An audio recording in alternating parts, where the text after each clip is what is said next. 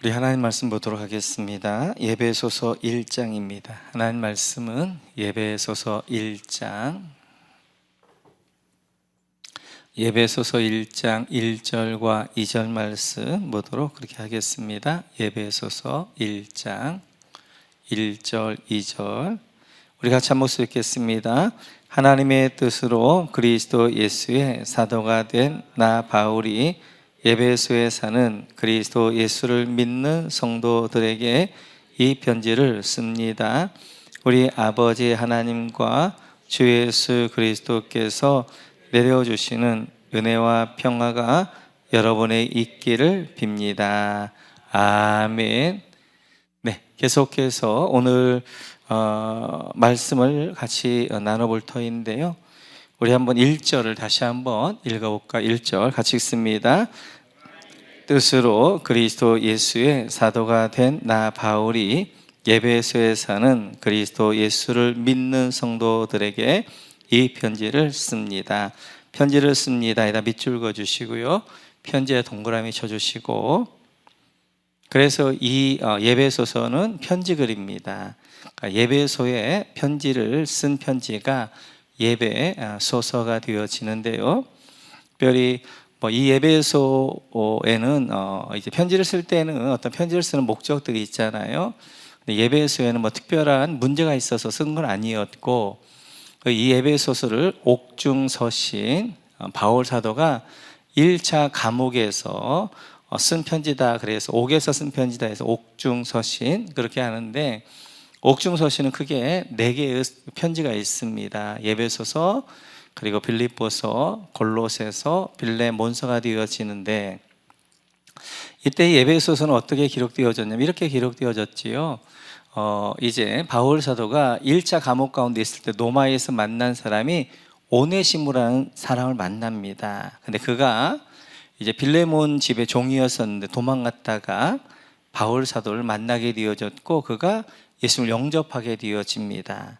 그러면서 바울 사도와 감옥에 당한 나의 영적인 아들이다 라고 하면서 그를 다시 오네시모에게 이제 빌레몬에게 돌려보냅니다. 그러면서 그가 썼던 이제 편지가 빌레몬서가 되어져요. 그래서 오네시모에게 이제 오네시모가 이렇게 변화되어졌으니까 너는 다시 이제 받아들여라 라는 목적으로 편지를 써서 들려보내는데, 그 편지가 빌레몬서가 되어지고요. 뿐만 아니라 이 빌레몬의 이제 집에서 모이는 교회가 있었어요. 빌레몬 가정교회가 있었는데, 그 빌레몬 가정교회는 골로새 교회 안에 있었습니다. 그래서 이제 빌레몬서를 쓰면서 그 골로새에 있는 교회, 골로새 지역에 있는 가정교회들에게 편지를 쓴 것이 골로새서가 되어지고요. 뿐만 아니라 골로새를 가기 위하여서는 로마에서 예배소 항을 거쳐서 골로새를 가게 되어져 있으니까 가는 길에 예배소에도 좀 이 편지를 전해줘라. 그래서 예배 소설 쓰게 되어집니다. 이렇듯이 빌레몬을 보내면서 이제 오네시모를 보내면서 빌레몬서, 그리고 골로새서, 그리고 예배소를 쓰게 되어지고, 그렇다면 빌립보서는 어떻게 된 것인가? 빌립보서는 바울 사도가 특별한 감사로 쓴 편지가 빌립보서입니다. 그래서 바울 사도를 끝까지 선교 후원했고 지지해줬던 교회가 빌립보 교회였는데, 그 교회에 이제 자기의 상황도 좀 적어 보내면서 그 교회 감사로 쓴 편지가 빌립보서. 그래서 4개의 옥중서신이 있게 되어지지요. 그래서 이제 에베소서는 편지글인데 특별히 옥중서신이다라고 하게 되어집니다. 그러면 발신자는 여러분 보시면 1절에 보면 나 바울이, 여기다 밑줄 그어주시고 바울에 동그라미 쳐주시고, 그래서 이 에베소서에 이제 편지를 쓴 사람은 바울 사도였고요. 뿐만 아니라 거기다 예배소에 동그라미 쳐주시고, 예배소에 있는 사람들에게 편지를 쓴 것이었고, 예배소서, 수신자는 예배소 교인들이어집니다. 이렇듯이 오늘 예배소서는 편지글이었고, 발신은 바울 사도가 예배소에 있는 그리스도인에 쓴 편지가 예배소서가 되어지는데요. 바울을 소개할 때 자신을 이렇게 소개합니다. 1절을 보게 되어지면 하나님의 뜻으로 그리스도 예수의 사도가 된 나 바울. 하나님의 뜻으로에다 밑줄 그어주시고, 그래서 오늘 바울 사도가 자신을 소개할 때 가장 먼저 소개하는 것이 하나님의 뜻으로 그리스도 예수의 사도가 되어졌다라고 자신을 설명하고 있습니다. 바울 서신 13 서신 중에 관통하는 관점이 하나 있는데 중요한 것이 하나님의 뜻입니다. 하나님의 뜻.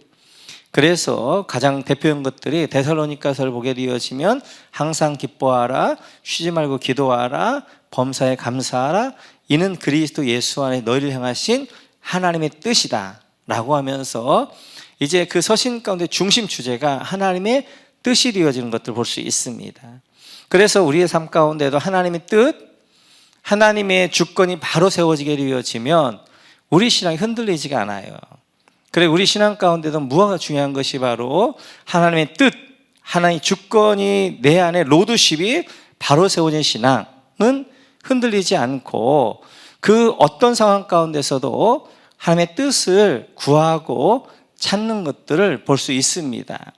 이번에 평세하면서 우리 천사님들에게도 제가 좀 부탁했던 것 가운데 하나가 뭐냐면 이런 거였어요. 우리는 기도하면서 준비했고 그리고 각 목장에 연결하고 각 집에 연결하는 것도 기도하면서 했습니다.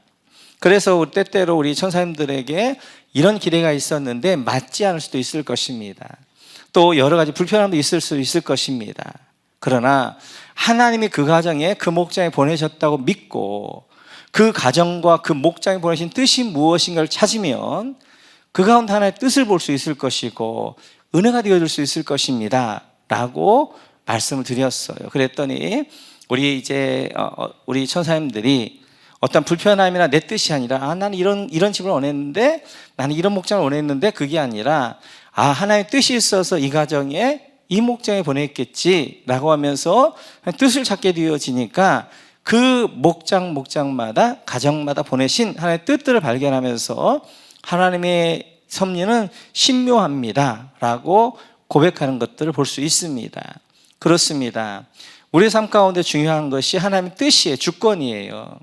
그러니까 때때로 내 삶이 내가 원하는 대로 안 될 수도 있습니다. 내가 원하는 뜻대로 안 될 수도 있어요. 근데 그 가운데서 우리가 중요한 것이 하나님은 하나님의 뜻 가운데 날 인도해 가시고 그리고 날 인도해 가실 때는 그 하나님의 뜻이 있다고 믿는 거예요. 그 하나님의 뜻은 받아들이는 것이죠. 받아들이는 것. 지금 나는 내가 원하는 것은 A 길이지만 비록 B 길로 인도한다 할지라도 이것 가운데 하나님의 뜻이 있을 거라고 믿고 내가 받아들이면서 그 인생들을 살아갈 때 가보면 알아요. 순종하고 가보면 여기 이런 보화가 있었구나, 여기 이런 것들이 있어서 하나님이 이렇게 날 인도했구나 하는 것들을 그때 알게 되어지는 거예요. 그래서 우리 가운데 무엇가 중요한 것이 인생 가운데 우리가 인생을 좀 의미 있게 살 수 있는 것 가운데 하나가 뭐냐면 하나님의 뜻을 받아들이는 거예요. 그래서 우리 인생을 하나님이 나의 주인 되어 주시기 때문에 나보다 더 자세한 주님이 가장 하나님의 뜻대로 날 인도할 거라 믿고 그 길 가운데 하나님의 뜻을 찾게 되어지면 그 길 가운데 인도하신 하나님의 뜻을 발견할 뿐만 아니라 감사하게 되어지고 그 가는 길마다 하나님의 보화를, 은혜들을 우리 모두가 경험할 줄로 믿습니다. 그러면서 하나님의 뜻으로 자신이 이제 사도가 되었다라고 이야기합니다. 그 밑에 보게 되어지면 여러분 에베소에 사는 밑줄 그어주시고 그리스도 예수를 믿는 성도들 밑줄 그어주시고 그래서 오늘 우리 새 번역은 에베소에서 사는 그리스도 예수를 믿는 성도들이라고 되어져 있는데 이 개역 개정에 보게 되어지면 두 가지 되어져 있습니다. 하나는 에베소에 있는 성도들과 그리스도 안에 있는 신실한 자들이라고 되어져 있어요. 그래서 개역 개정은 원문에 충실하면서 번역을 했던 것이고 우리 새 번역은 좀 이해할 수 있도록 쉽도록 읽기 쉽게 번역한 것인데 조금 설교자에게는 개역 개정이 좀 편하긴 해요. 그래서 오늘 이제 에베소에 있는 성도의 정체성을 이렇게 두 가지로 이야기합니다. 하나는 에베소에 사는 성도들이라는 거고 또 하나는 그리스도 예수 안에 있는 신실한 자들이라는 거예요. 그러니까 지금 예배소에 사는 성도들의 정체성이 두 가지입니다. 하나는 예배소에 사는 성도들인 거예요. 예배소란 땅, 도시 가운데 살고 있는 성도들, 땅에 사는 성도들이고, 그 뒤에 그리스도 예수 안에 있는 신실한 자들이라는 것은 하나님의 백성들, 하늘의 시민권자, 이 땅에 살고 있지만 그리스도 예수 안에 신실한 하나님의 시민권자들로 이 땅에 살고 있다라고 말씀하게 되어져요. 그래서 이건 예배소 교인들의 정체성일 뿐만 아니라 우리의 정체성입니다. 우리는 이 땅 가운데, 이 땅 안에 살고 있는 이제 이 땅에 있는 성도들이에요. 또한 하늘의 시민권을 가지고 있는 하늘의 이제 신실한, 그리스도 예수 안에는 신실한 자들이 되어져요. 이 두 가지가 하늘과 땅 가운데 살기 때문에 그 가운데 대립이 있게 되어지고 갈등이 있게 되어지고 그 가운데 영적 전쟁이 있게 되어지는 거예요. 만약 우리가 땅에만 살든지 아니면 하늘에만 살게 되어지면 영적 전쟁 같은 건 없습니다. 예수님을 안 믿으면 영적 전쟁이 있을 수도 없어요. 그러나 우리는 이제 이 땅에 사는 성도일 뿐만 아니라 하늘의 백성으로 살게 되어지는 그리스도 예수 안에 있는 신실한 자들이기 때문에 영과 육의 영적 전투가 있게 되어지고 갈등이 있게 되어지고 대립이 있게 되어지고 그 가운데 우리가 살게 되어지는 거예요. 그러면 이제 우리도 두 가지 정체성을 가지고 살게 되었다. 첫째는 이 땅에 발을 딛고 사는 성도일 뿐만 아니라 또한 하늘을 향하고 사는 이제 성도가 되어져요. 그러면 그 정체성 가운데 어떻게 살아야 될 것인가를 바울사는 두 가지로 설명합니다. 하나는 예배소에 사는 성도들, 그런단 말이에요. 성도란 말은 그러면 땅에 사는 우리는 어떻게 살아야 될 것인가? 이 땅 가운데 사는 우리는 어떻게 살아야 될까? 성도로 살아야 된단 말이에요. 성도라는 것은 거룩성 무리도, 거룩한 무리로 살아야 된다. 거룩이라는 것은 구별되어졌다는, 구별되었다. 그러니까 우리가 이 땅에 살지만, 이 땅에 이제 우리의 발을 딛고 살지만 세상과 구별되어진 삶을 살아야 되는 거예요. 그럼 구별되어지지 않고 잘못 사는 삶은 어떤 삶이냐? 분리된 삶. 세상과 분리된 삶이 잘못된 것이고 또 세상과 섞이는 삶이 잘못된 것이고, 그래서 우리는 세상에서 우리가 직장을 가지고 살고 세상에서 관계를 가지고 사는데 그 가운데 우리는 분리되어지지 안 된단 말이에요. 섞여도 안 된단 말이에요.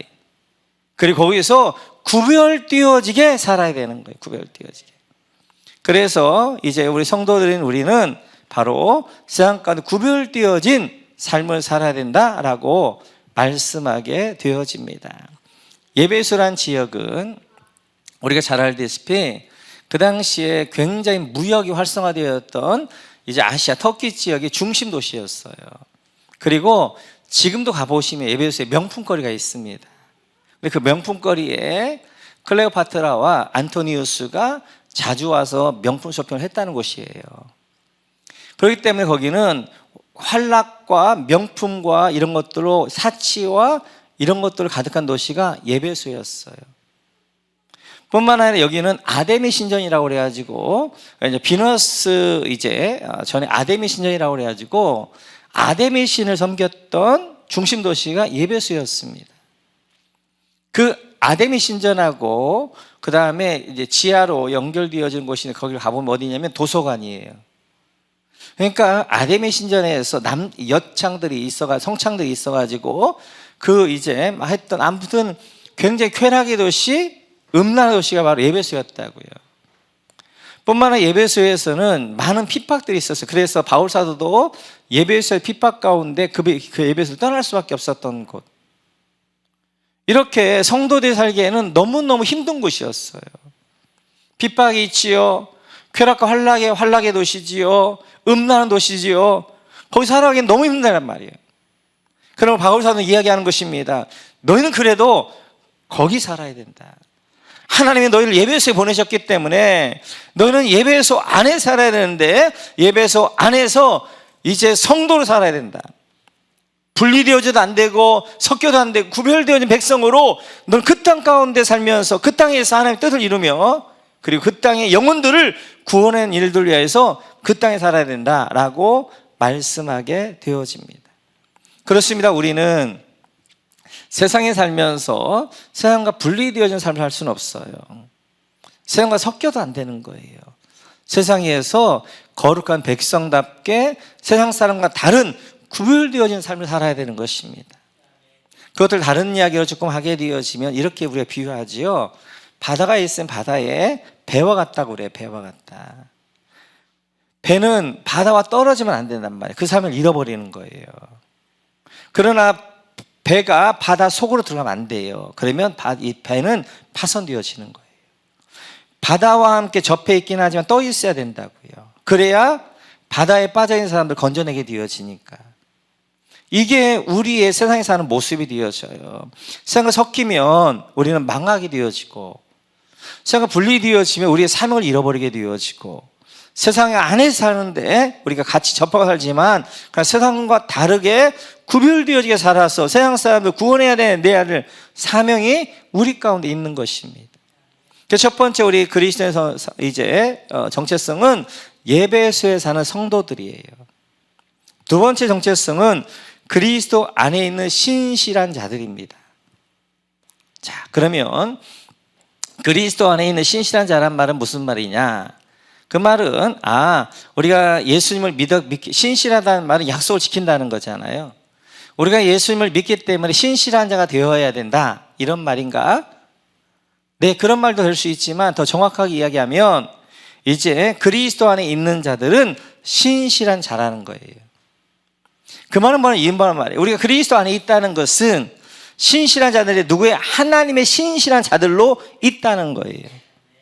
그래서 우리가 그리스도 안에 있다는 것은 하나님의 약속이 우리 가운데 있다는 것이고, 그 약속을 이루신다는 것이 바로 그리스도 안에 있는 우리의 삶이 되어져요. 그래서 하나님의 가장 큰 약속이 이 약속이죠. 우리 마태복음 한번 가볼까요?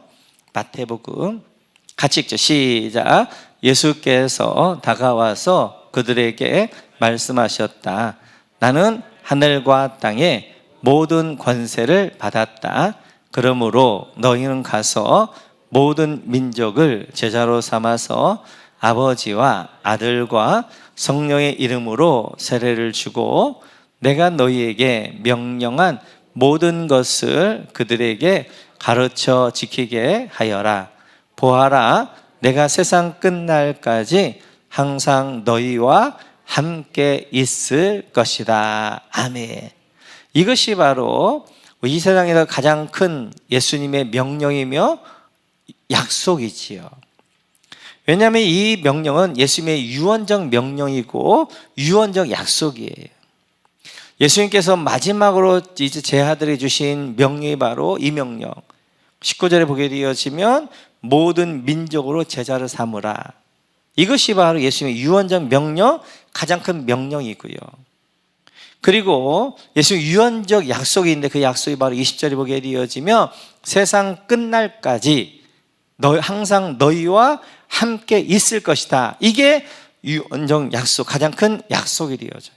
그러니까 그리스도 안에 있다는 것은, 그리스도 안에서 신실한 자들이 있다는 것은 그리스도 안에 있기 때문에 하나님의 약속을 이루는 자가 될 것인데, 하나님의 신실의 약속을 이루는 자가 될 것인데, 그 약속은 바로 세상 끝날까지 하나님이 항상 함께 하겠다. 그 약속, 그 약속이 이루어질 자가 바로 우리다라고 말씀하십니다. 할렐루야.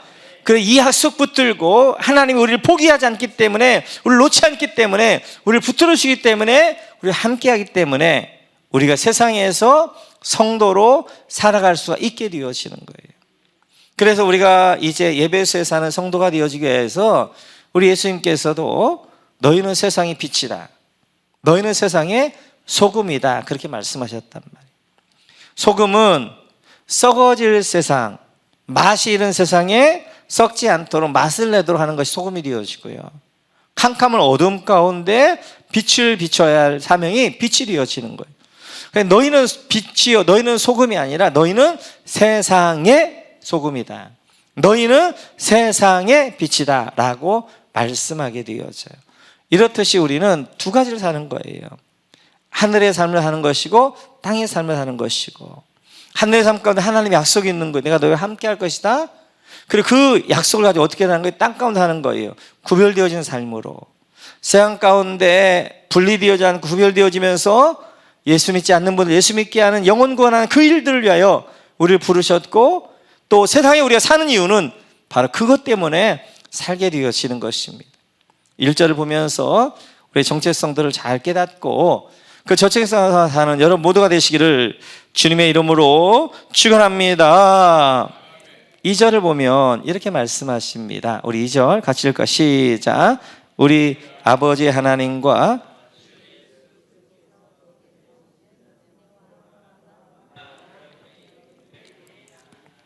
아멘. 이렇게 세상의 성도로 살아가고 예수만 신실하게 살아갈 자들에게 주는 축복이 뭐냐면 두 가지입니다. 하나는 은혜와 평화예요.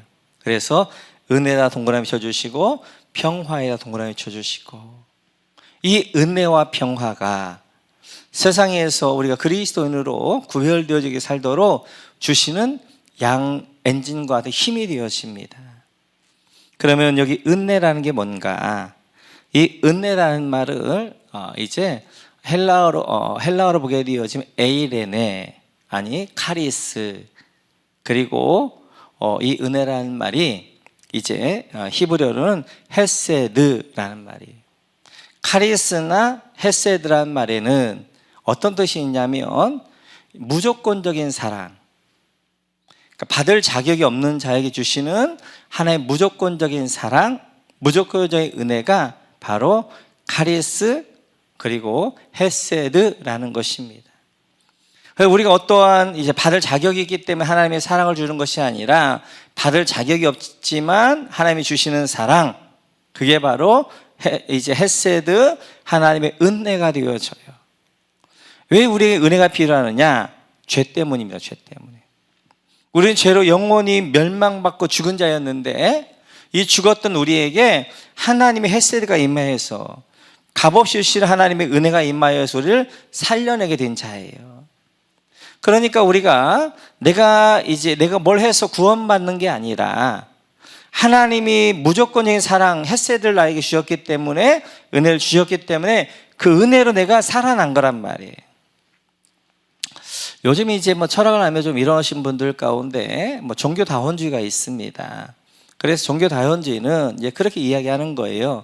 우리가 모악산을 올라갈 때도 보면 이제 구이 쪽에 올라가는 것도 있고 중위 쪽에 올라가는 것도 있고 금사사 쪽에서 올라가는 것도 있고 이제 중위 쪽에서도 연불암 쪽으로 올라가는 길도 있고 그다음 비단길로 올라가는 데 있고 다 있지. 그래 있는데 마찬가지 궁극적인 신이라는 신에게 올라가는데 기독교라는 길로도 갈 수 있고 불교라는 길로도 갈 수 있고 이슬람 길로도 갈 수 있고 샤머니즘의 길로도 갈 수 있지 않냐. 그러니까 서로 모든 종교를 다 인정하며 서로 공존하자라는 것이 종교 다원주의입니다. 그럴 수 있어요.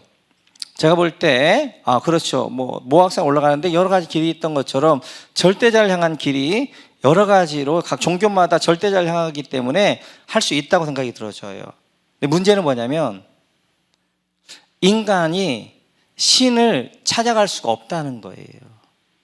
그러니까 지금 만약 인간이 신이 될 수 있다면, 인간이 신을 찾아갈 수 있다면 오케이, 그래 나는 기독교로 하나님을 찾아가게 되어지고 이 모슬렘은 이제 알라로 하나님 앞에 나오게 되어지고 불교는 부처로 나올 수 있겠지만, 그러나 중요한 것은 사람은 하나님께 다다를 수가 없다는 거예요.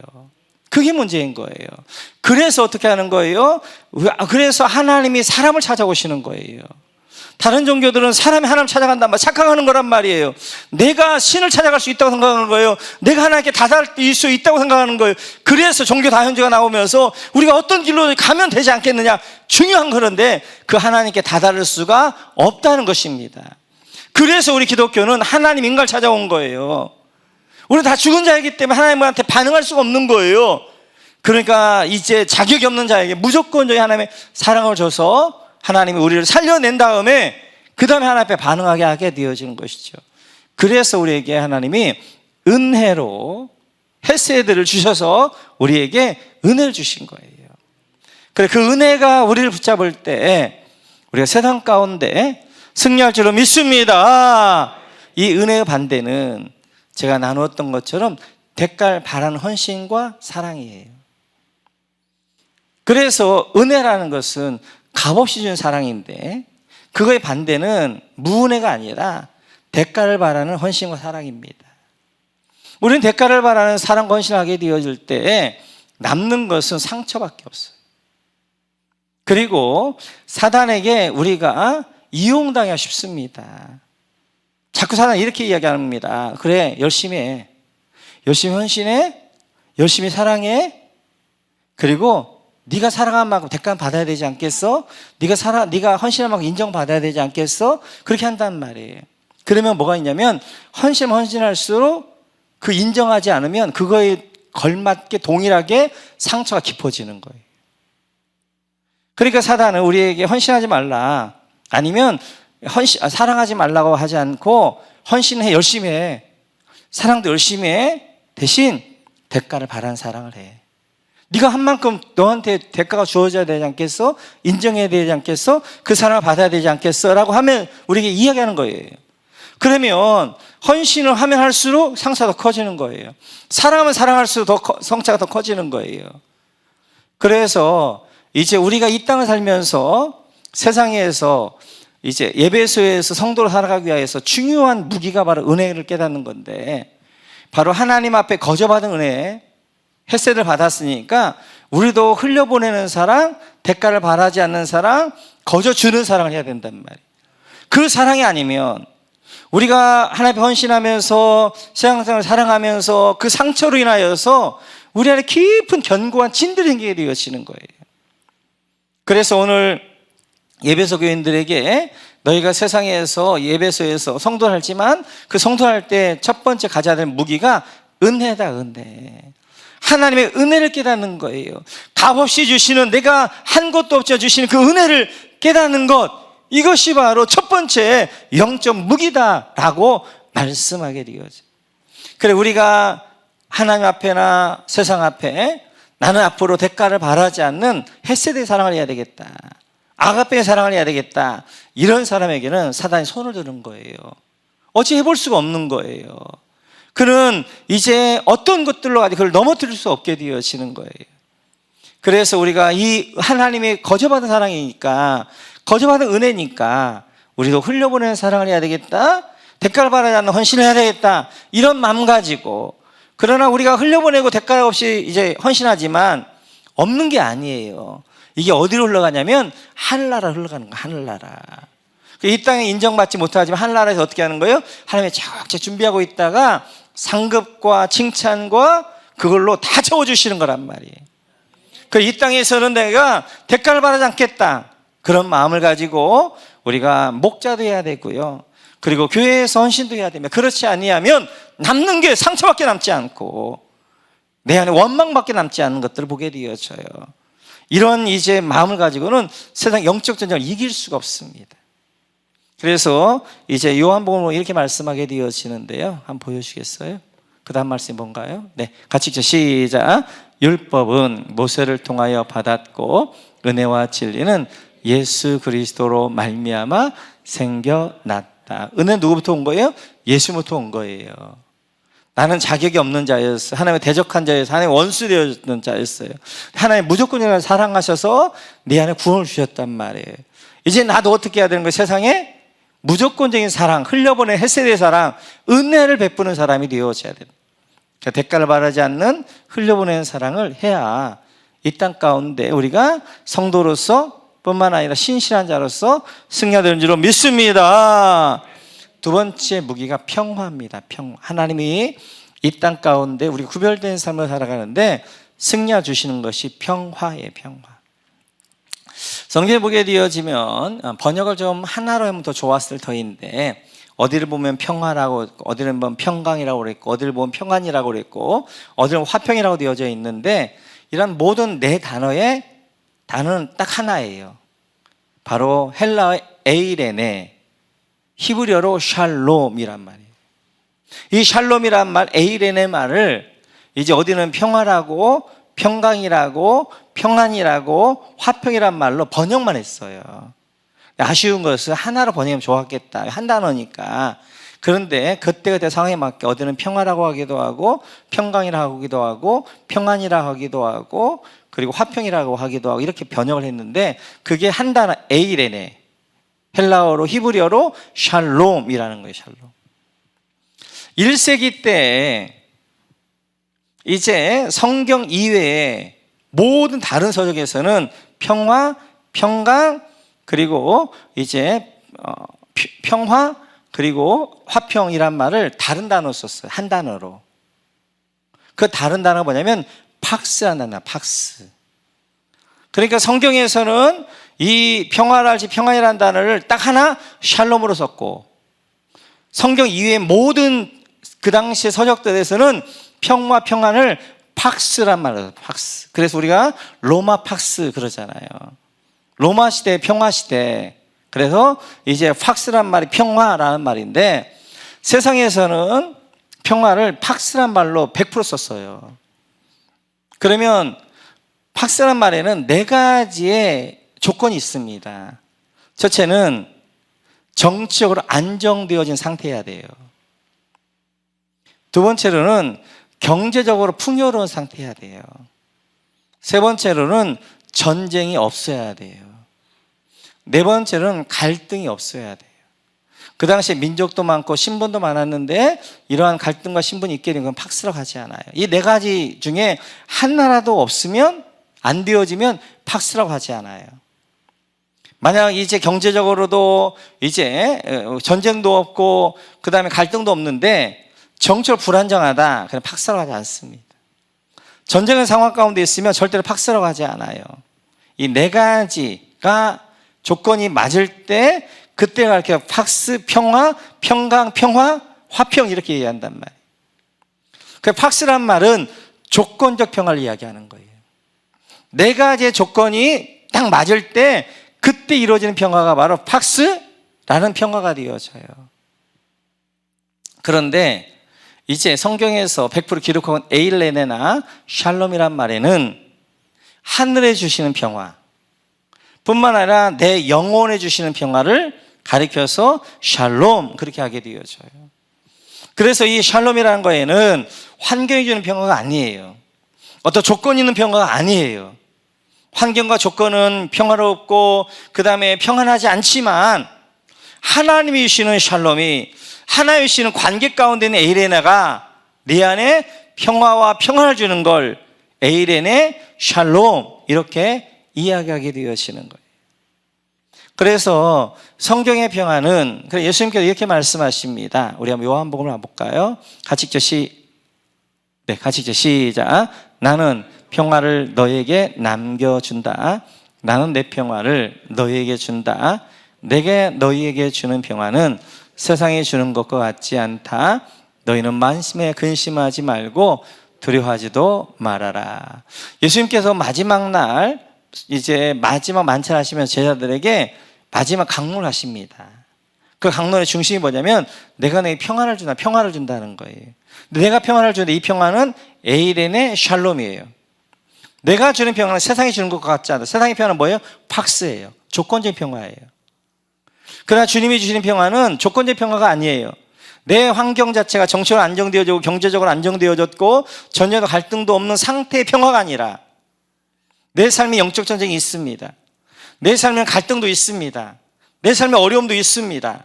그러나 하늘에 주시는 환경을 초월한 내 영혼에 주시는 영혼의 평화, 샬롬을 주신다라고 말씀하게 되어져요.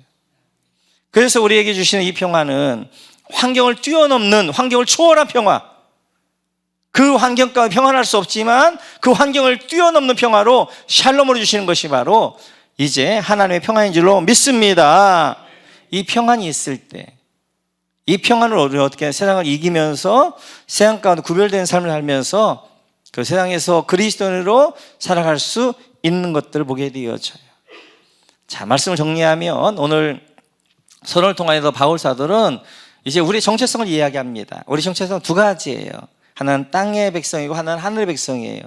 예배사는 성도들. 이 땅에서 우리는 성도로 살아야 되는 거예요.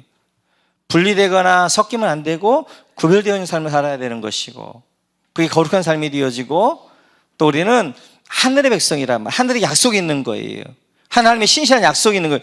그 약속들이 성경의 약속들인데, 그 약속 가운데 가장 대표적인 것이 내가 너희와 항상 함께 할 것이다 라는 약속이 되어져요.